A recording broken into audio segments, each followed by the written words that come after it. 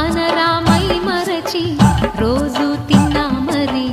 మోజే తీరనిది తాజా కూరలలో రాజా ఎవరండి ఇంకా చెప్పాలా వంక ఏనండి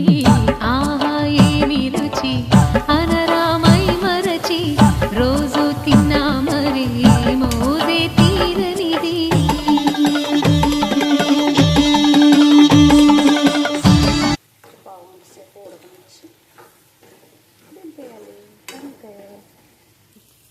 ఇప్పుడు వాటర్ వేసుకుని